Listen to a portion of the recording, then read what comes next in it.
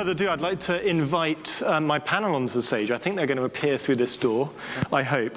Whilst they're doing so, let's hope they arrive, can I just say that I've been really enjoying the quality of the stock imagery today. And I've got a brilliant market opening idea or money-making opportunity. It is to produce stock imagery of people using devices and TVs that actually looks realistic. But all credit to David Springer from YoSpace, who used a stock image of a load of people around the table on one side were looking at iPads with Harry Hill in the corner, which I thought was brilliant. Harry Hill's some weird British comedian, like me. I should introduce my panel. So we have an illustrious panel to discuss playing to broadcast strengths. We have John Paul from Liberty Global. We've got Alexander Bastin from MTG. That's a broadcaster in the Nordics and around Europe. And we've got Caitlin from Sintec, an ad tech company. We've got Stephane from RTL AdConnect. And finally, we've got Jez Rosenberg from BT, so both telco and broadcaster. So welcome. I'm pleased to say we're finally having a panel where just beforehand we've had an amazingly uplifting message about the power of TV. I think that's great from a big brand and big spender. In that presentation, he clearly showed that the most powerful strength that broadcasting has is the content itself, the broadcast content and the context, that the fact that you're sitting down, maybe lean back in the living room or in the bedroom on your iPad, and you have that 30-second audio-visual storytelling. Now, my question for you, for a starter, and maybe I'll go to you first, Jez, sure, is ignoring that power of that content and that context, which is obviously the most powerful. What is the second most powerful attribute that TV advertising has? I think it's around audience and reach. Is paramount for any advertiser, and hence obviously Ross presented obviously why he actually associated EAT with such a big show like X Factor, and it is about appointment to view. And I would say that reaching that at such a high level where people are engaged is paramount compared to other platforms out there that gives you very short attention span from a content perspective. Yeah. I look after BT Sport advertising, and we reached our highest peak advertising, our peak audience on the Arsenal Man United game since we launched. And it is very much about appointment to view. Yeah. And advertisers want to be part of that experience. Yeah. And you can't get that anywhere else. Yeah. But at the same time, it is also working with multiple platforms because obviously we are trying to reach those younger audiences that have different habits. Well, I definitely want to come back to the working with multiple platforms and the collaboration question. From the rest of my panelists, any advances on reach? What else? What other amazing strengths does broadcast have? So I would second that. So you have the contextual relevance, which was quite evident from the Just Eat charts, how those spiked. And then you have the mass reach. There's few other visual motion medias that can compete with that. But I would also factor in inventory quality, which I think needs to be debated more. So most of the sort of visual motion canvases you can put your commercial messages on don't hold nearly the quality that TV and premium digital video does. And that, I think, is vastly undervalued. I just learned the other day, I think it was even brought up yesterday in the Pathfinders event, that Facebook is now advocating advertisers to convey their commercial message within the first second of an ad. And I think that says a lot about the quality of that inventory that you can get. I think the Just Eat creative example is the perfect example of how you cannot necessarily convey that emotion in 1 second. Yeah. Totally agree. Any other additions to what have we got? Contextual relevance, inventory quality, audience reach? I think distribution strategy is really important. I worked for NBC Universal for about 4 years, and I ran their ad sales technology, both in linear and digital. And content and context are super important, but the distribution strategy against your targeting audience and your data segments truly make a campaign successful for return on investment. So that's the point around addressability, really, Correct. which is really probably what we all, hopefully in this room, want, which is a massive growth in this area over the coming years. Absolutely. So yeah, addressability is a very good one. Stephane, you were going to make a point. Yeah. So a couple of things. We are used to run a big survey, a big publishing book called the TV Key Facts for many years within the group. And maybe a couple of statistics. It's 4 hours and 7 minutes in viewing time in Europe, globally, in 2016. So it's still high in terms of linear TV. We were talking about reach. A daily reach, an average daily reach of 72%, in one day to reach your target audience in Europe again. So I think those are two nice statistics to get. And coming back to content and what's the advantages of a broadcaster, I think, we talked about addressable TV. I think we should put it, even enhance it with the term innovation. Innovation. I always say that TV has never been sexy as today. Thanks to innovation, digitalization, and all the new forms of advertising we can get. It could be addressable, but it could be also AR or VR technology in the future. You can have also creativity within, branded content, endorsement from celebrities, influencers, and at the very center of all this ecosystem lies the content, the premium content. Yeah.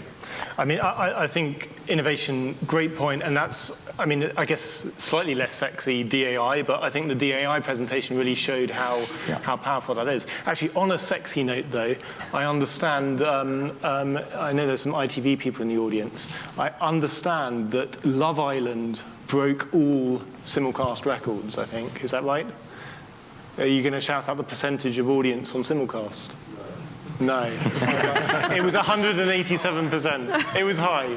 And that is sexy TV, I believe. Not that I watched it, of course. No. I don't even know what it is. John Paul, at Liberty, you span broadcast platforms, almost the whole gamut. Where are you focused on driving the strength of broadcast? Is it in addressability? Is it in innovation? Where are you focused most? Yeah, I think it's all of the above. I think the quality point is very important. We see ourselves as an enabler, and so we're really investing in capabilities and effort to enable all of these evolutions in television. So that's the first part. So whether that's addressable or use of data and that kind of thing. And we really think data should be democratized to an extent. We have a currency, yes, but it's a limited panel-based currency. And I think those of us that have granular data should really be working with the ecosystem to bring those insights to bear. But the second part is, and I think I've heard this as a theme through yesterday as well, is it really is about the experiential interaction with video. And we know it pretty quickly when you screw that up. And so we've spent many years designing in-home products or things that maybe not the products themselves, but facilitate the use of all of this innovation. So our other area of focus is to make sure that whatever goes on in the home and what we design is a very, very good vessel for all of these things and interactions from the consumer. Yeah. Jez. Yeah, I would echo that. I think innovation is a really important part in driving that experience and user experience. We've certainly played within VR, 4K, and driving that experience to give that more engagement to the viewer, which, and again, if you're keeping them engaged, then obviously from an advertising perspective, it drives that further forward. And okay, so we've discussed all these strengths of broadcast. What is holding things up? We heard from Ross just earlier that unified metrics is holding things up. That's without doubt. I think we see a mix of things, right? There are operational type conflicts where it is very difficult when you're looking at a broadcast network and you're working in the States. We have the upfront season and the scatter season with our broadcast and our cable networks. And it's really difficult to go to market and know that you have to deliver $7 billion worth of advertising revenue efficiently at the best price in market and make sure that you're monetizing it correctly for what's available for the client need. But then you also have non-data But standards. is that an internal challenge? It can be an to the internal broadcaster, challenge. Or is it an industry challenge? It could be internal. It could be externally enforced by the agencies that are requesting that type of inventory and price points and constraints when you're buying that inventory. Yeah.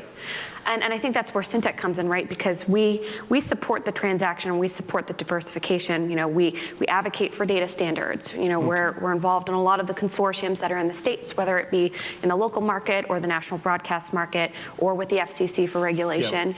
I mean, there's just so many parts of that fragmentation piece that make it so difficult to do a start to finish campaign plus measurement plus ROI for the teams that sit underneath.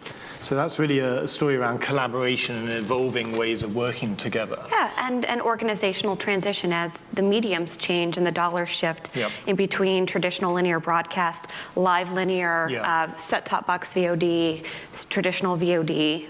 So it's a mix, and it has to be supported in some way by the technology infrastructure that sits below it for analyzing it from a transactional standpoint, and then also analyzing the output of delivery across all of these platforms. Okay. Excellent response, and I'm going to come to the others for some other ideas for what's holding things up. I'm going to give you a warning first, though. I'm afraid I'm going to improvise something at the end. I haven't warned them about this. You know, we have so much rhetoric at all these conferences, and we have so little action year on year. So when thinking about these broadcast strengths and what is holding us up, you know, capitalizing on broadcast strengths, I'm going to give you an opportunity at the very end. And this is an opportunity that I really have wished I've had my whole life in business. And I'm going to give you an ultimate action point. And what this is at the very end, you can choose anybody in the world or any company in the world, and you're going to say what they're going to do to move the market on. And I'm going to come to each of you at the end. So please think about this during the course of our discussion. So it can be anything, you know. The Pope can renounce Catholicism. I'm not sure if that will help addressable TV, but you know, it can be anything. Yeah, I didn't run that by the Vatican comms team. It's okay. So back to answer your question, things holding up. Yeah. John Paul, bring us back on track. We live these challenges every day. So when we started on this journey, we were faced with pretty much every possible roadblock to this, which was technology, so the capability in the set-top box, trying to convince the broadcasters to come along, trying to convince the advertisers to come along. There's the measurement piece. So for example, we've already launched linear addressable in Belgium, but it was only recently that we had agreed a way to measure it. Yeah. So the tech was is a big part of it, not the set-top box, but also as the smart TVs get a little bit smarter. And then I think that we kind of view, because we're enablers, and we do not have a large ad business of our own, a multi-billion-dollar ad business. What we're trying to do is really just ensure that the content ecosystem is healthy, that brands can reach consumers, and that content stays healthy. So we found that the players, the broadcasters, et cetera, really fell on a spectrum of we just don't want to do this at all to very, very forward thinking. And so we just partnered with the ones that were out here first to get it moving. Stephane, you... Yeah, what strikes me when I listen to you and all the different topics you're working on, and here we're talking about ad tech, is in fact, it's about this complexity. It's complexity. And when you think about it in my work, of course, today as a sales house, is to bring viewers to respond to advertisers' needs. And what strikes me is about this complexity that our clients are living every day. I bet you have plenty of marketeers here, and you have maybe 15 to 30 solutions presented to you every day, and everyone has the right solution, of course, for you. And I think this, we need simplicity. And we decided 2 years ago at RTL really to work on how to simplify the access to our inventory, whatever the mean, whatever the innovation, whatever the access to our content, and then of course to your consumers, and try to simplify to the max for our client. And it's about also this local global discussion. Who are we fighting against? The fangas or GAFAs. And is that desire for simplicity what's been driving your ad tech strategy for acquiring ad tech companies and also your sales consolidation? Is it really to drive simplicity? Yeah, the drive is really a simplified access to the inventory. Yeah. Whatever the country, whatever the mean, it could be a big screen, a small screen, whatever the device. And of course, everything is relying on a reliable ad tech stack that we could bring to the community. So I'd love to talk a bit about this kind of consolidation, this collaboration. We're seeing initiatives like EBX and OpenAP, and I mean, in a sense, RTL is Europe's biggest broadcaster is very consolidated in itself. What really needs to happen next? I mean, BT, MTG, are you? I guess you can't necessarily tell me whether you're planning to consolidate with other broadcasters. Let's pretend you can. Are you planning to consolidate with other broadcasters? No, I mean, look, I think we're coming into the world where acquisition is becoming more and more important, especially defending and protecting your business. I think, just look at the example of AT&T and Time Warner and the reasons why they did that. And obviously content's really important, but obviously, again, the data they've got on the customers that they've got brings that extra power and leverage that they can bring to the table. So that's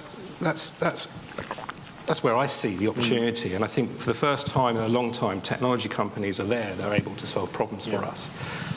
Whereas in the past, it kind of worked, it didn't work. We chose Yospace, who presented today, because they were the best-in-breed DAI provider in the market, and they've proven that they're able to provide stability to our customers.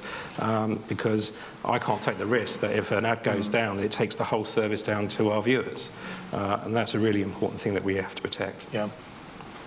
Especially in live, right? Especially. Yeah, live is a huge market, and DAI is incredibly complex when you're working on live streams. And I got to see it a little bit when I was at NBC Universal, especially with things like the Olympics and the Super Bowl, World Cup, whichever event. And it's very difficult to sync up the actual linear broadcast feed with the DAI. In some markets, you actually are required to have the exact same commercial to the exact same second being delivered in multiple environments. And it can get very dicey, and it's a horrible negative experience for a user if that goes down.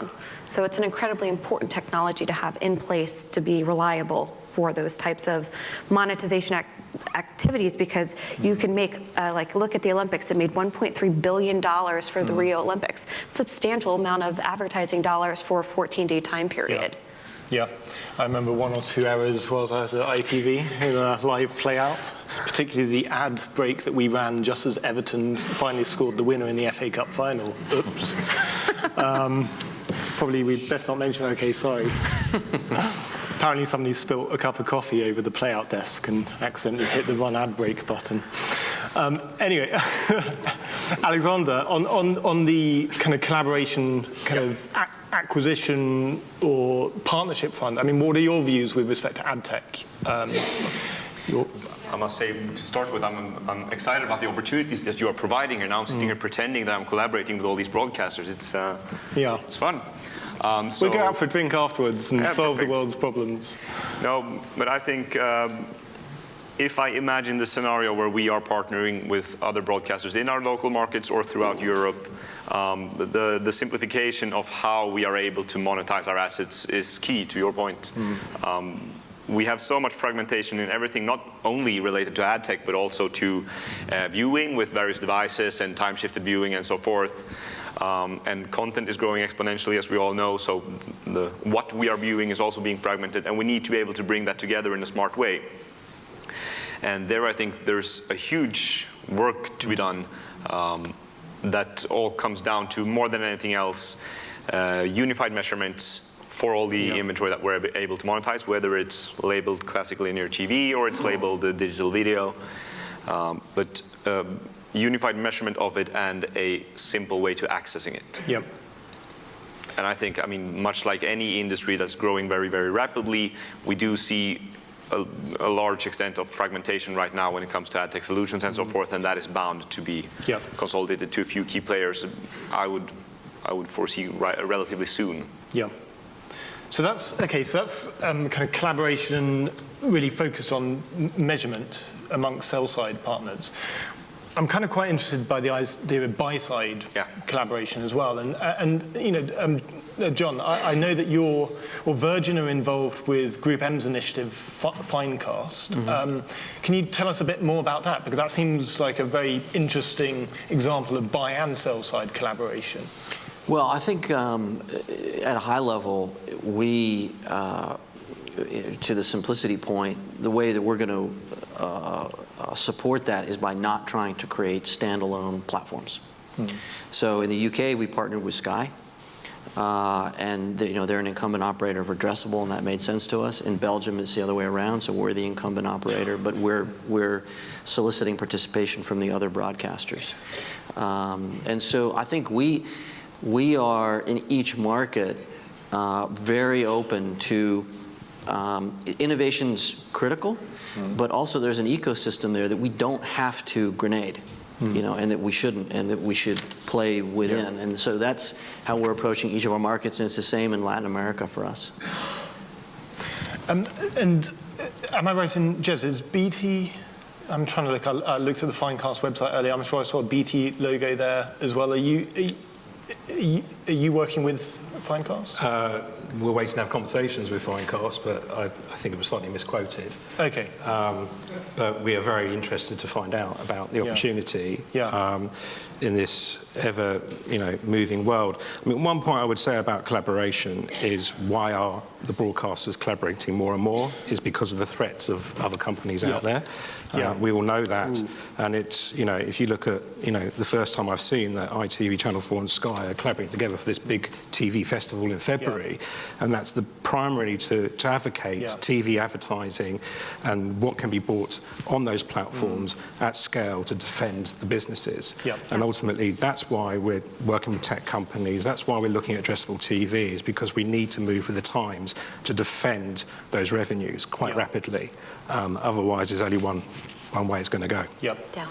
And actually, something that I noticed with interest in the UK upfronts recently was both ITV and Channel 4 talking about working on dynamic ad replacement of linear. I know, I believe RTL and have been working with SmartClip on tests with HbbTV in Germany on replacement of the linear stream. What I'm fascinated there is that it seems to be that these relationships are with device manufacturers, where the ads are actually being replaced at the display level. I'm interested to know, does that therefore mean that operators, such as John Paul and the various companies, has that now opened up a new battlefront between broadcasters and device manufacturers together versus operators? I know I've gone from collaboration to fighting each other, but whatever, I'm like that. If you look at Europe at the moment, of course, it really depends on every status in each country. If you look at France, it's very IPTV driven. If you look at Belgium or Benelux, it's very cable driven. If you look at UK, it's very satellite driven. If you look at Germany, it's very smart TV driven. I think there will be some kind of a mix of both, of all worlds, not both, but 3, 4, 5 worlds maybe. The main thing again is about simplicity, how to provide to our customers and our clients addressable TV. And I think, if I look at the UK for instance, I think it will be a combination of, maybe AdSmart with some smart clip proposition on smart TV, and maybe Sorensen for another part of the spectrum. And then when you add the 3 possibilities, then you have a tremendous opportunity. There is also nice statistics from Smart Clip. We think that by next year we will reach, or the technical reach will be of 91 million of households enabled with HbbTV addressable services in Europe. 91 million households. Again, it's a huge and a tremendous opportunity. And I think we have to embrace this. No, I like that concept. It's just opening up new opportunities. I mean, I guess the flip side is it opens up new challenges with respect to unified measurement. Right. But then we have the lady in the middle over there who's working on that for next week. So yeah, just another one to add to the list of to-dos. Okay, I'm going to come to the audience for questions in just a moment, but before I do, Jez, you just mentioned kind of certain digital competitors. I'm not sure who that I don't know who I might be. Let's choose one to discuss, because I mean, I think we've given too much oxygen to Donald Trump, Nigel Farage, YouTube, and Facebook, So let's talk about another digital upstart altogether, which is Netflix. And the thing that I find interesting about Netflix is that the content and the context is right for very, very powerful TV advertising. But of course, they haven't yet launched a TV advertising or a freemium model. How scared, on a level of 1 to 10, are each of you of Netflix launching a product? I'll go first. Personally, Number, please. Come on. I'm going to go with 3, moderately waiting to see the shifts as they move into more ad-supported. But I'm from the technology side, right? So Sintec has not really any skin in the game when it comes to that factor, but we are obviously interested in the support of the health of the industry and the business model, and making sure that as these stacks diversify, and you said simplicity. I could not agree more, because what happens is you're trying to have a one-touch point for people to buy, but then you have to distribute against possibly 20 or 30 potential downstream delivery mechanisms, and you need to be able to understand your inventory, understand your price, and make it easy, and that's what we're here to do. So I probably have the most neutral, you're not very scared, right? I'm like Switzerland. Okay, well, let's go to a broadcast. So like, Stephane, when you're at home watching Stranger Things 2 on Netflix, how scared are you? Well, how scared are you of Netflix launching advertising, just to be clear, not Stranger Things? Before being scared or not scared, I think it's always the same thing. It's the global players versus the local players. We are representing local players, and definitely this is a challenge for us, how to react against global players. And I think we should organize ourselves in also organizing ourselves either in partnering or commercial alliances or whatever against those global players. Now, regarding Netflix, I think it raises many questions. It's a SVOD, PayVOD offer. I used to do that in another life, buying rights, etc. I don't think it's going to be so easy to also buy on top of what they have already, the ad-funded video rights. We'll see, but it will take time. So first of all, it will take time. Then second of all, if you look at what we have already at local level, for instance, the broadcasters VOD, there are different initiatives we can imagine. If you look at, I don't know if you're aware of it, if you look at, I had my colleague from RTL Netherlands a few minutes ago, there is a nice initiative in Holland, it's called RTL Ziet, which is in fact a collaboration of all broadcasters VOD, from Pubcaster, RTL, and SBS, collaborating over one single broadcasters VOD offer. And you can find the best of the broadcasters catch-up TV under one roof. And this is something that we should think about it maybe in the future against a potential threat of Netflix being ad-funded as well. And then and on the other hand, we can go the other way. We are free. Maybe we could go for the PayVOD and build up hybrid models. These are also initiatives. All, it all comes back to the content, and sometimes actually the content on these services is a bit pants.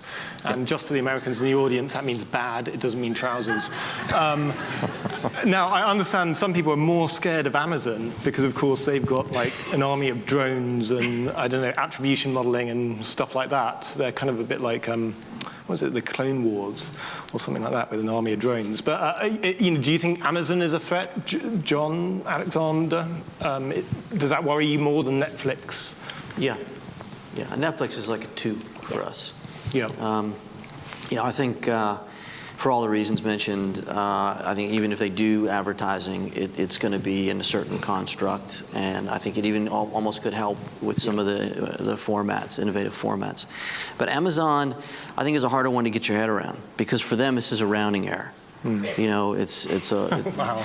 and we don't know where that's going to move. Yeah. So I think, you know, people like certainty, and I think that's just one area where, you know, when they make an announcement, share prices move. Yeah. And I think that makes a lot of people nervous. That's a very nihilistic view. I like it, though. It's like humanity becomes a rounding error in the AI future. Sorry, that was pretty deep. Okay, just before we go on to our ultimate action points, I want to see who in the audience might have a question for our panel. Oh, there they are. No, is everybody too scared to Very speak? stimulating. I won't take the mickey out of you. Oh no, there we go. Gentleman at the back. Please say who you are. Hello, Tom from Toshiba.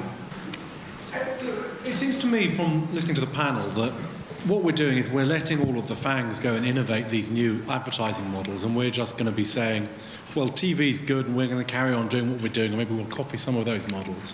Isn't there any innovation that we can actually do in the TV industry to actually improve the advertising experience on TV and make it better than the ones that these other guys are offering? Or are we just constantly playing catch-up? No, I think we could correct that perception straight out of the gate. I think RTL, for example, is one of the more forward-thinking broadcasters in this area. We are all experimenting with ad formats, timing, a whole range of things. I think that we suffer from a little less agility because in many cases we're not in an IP environment. But I think there's a tremendous amount of innovation going on. And I would like to see more, particularly on the format side, because we talk about data and using data. But I think that as the consumption changes, we can definitely do some more with ad formats.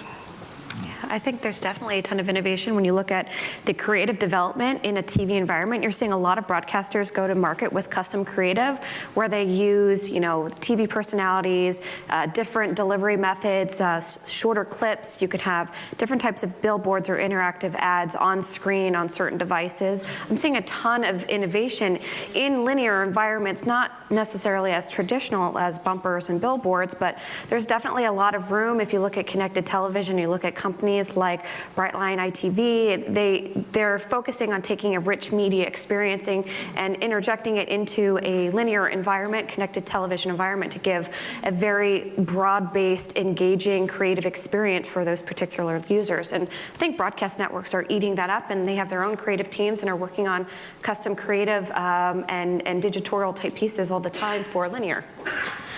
Okay, let's take one last question. Lady at the front here. And we need to keep this answer short because I'm still going to nail you with these action points, okay? And they've got to be short. I'm going to write them down. That's right. Awesome.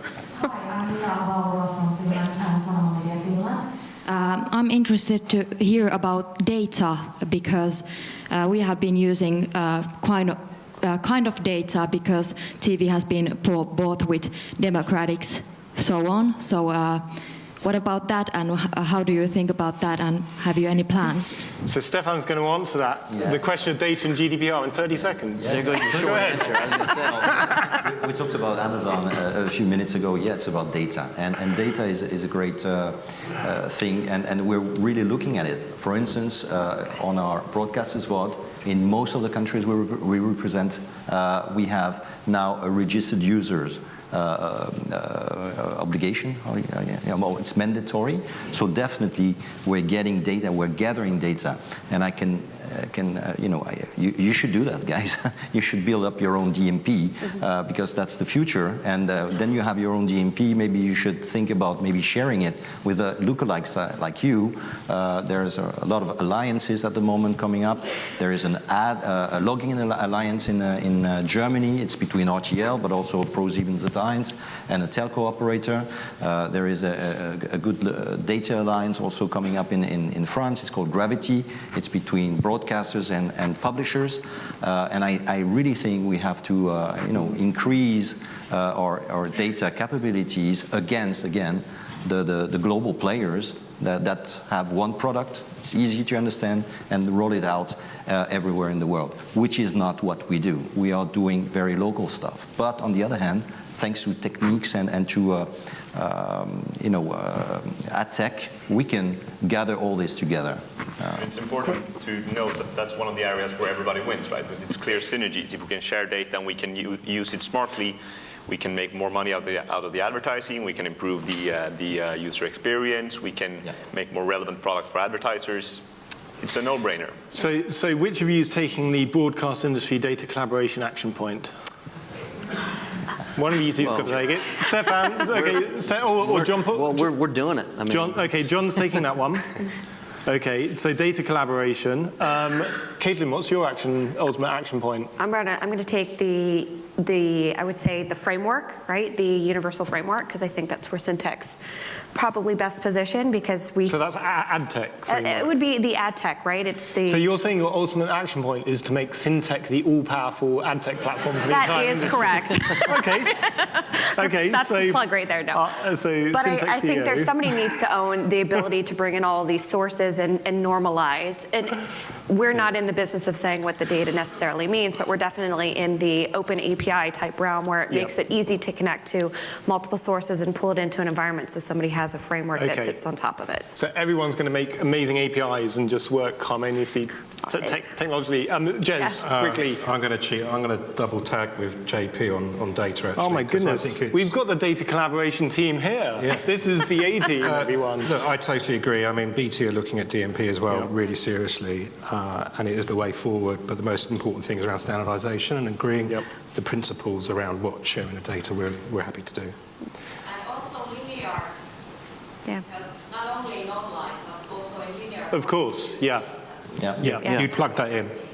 Yeah. And Alexander, what's your ultimate action point? I will come back to the quality aspect, and I would like to see a joint press release from all the global agency groups stating that we will never, ever again pay for low quality inventory. Ooh. Ooh. Meow. I like that. That's a good one. That is a superb one. Well, JP, you've taken yours already. So Stephane, what are you jumping on? Well, I guess I will be the simplicity evangelist worldwide.